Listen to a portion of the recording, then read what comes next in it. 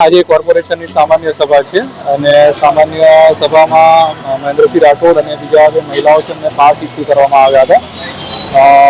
ગેલેરીમાં પાસ હતા, પરંતુ એમની સિક્યુરિટી એવા ઇનપુટ આપેલ હતા કે આ લોકો કંઈક અંદર જઈને મિસચીફ કરી શકે એમ હોય, તો એમની સિક્યુરિટી દ્વારા જ એમને નીચે લઈને પોલીસને આપવામાં આવ્યા હતા અને પોલીસે અત્યારે એમને રાવપુરા પોલીસ સ્ટેશને બેસાડ્યું છે।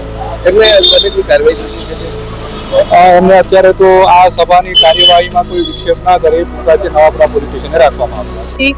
ઘરની બોટકાંડ વાળા બહેનોને બંનેને પ્રેક્ષક ગેલેરીમાં બેઠેલા હતા। બંને બહેનોને જોયા એટલે સભા મુલતવી કરી દીધી અને અમારા પાઠ અમે બનાવડાયેલા હતા બંને બહેનોના। તો પણ કાઉન્સિલરનું પણ કોઈ માન સન્માન જેવું રહ્યું નથી। કાઉન્સિલરે જ્યારે સહી કરીને આપ્યું, કોઈ કાર્ડ બનાવડાયું હોય તો પછી પ્રેક્ષકોને તો જોવા માટે છે જ, એ કોઈ ગુનેગાર નથી, કોઈ પણ પ્રેક્ષક આવી શકે છે, બરાબર। અને ગોપાલ શાહ જે ગુનેગાર છે એને તમે ત્યાં આમંત્રણ આપી અને ત્યાં એને સાચવો છો, એ વસ્તુ તો બહુ જ ખોટી થઈ છે ને આજે એ બહેનોને જે પોલીસ સ્ટેશનમાં લઈ ગયા છે એ બહુ ખોટું થયું છે। ખરેખર આવું ના થવું જોઈએ।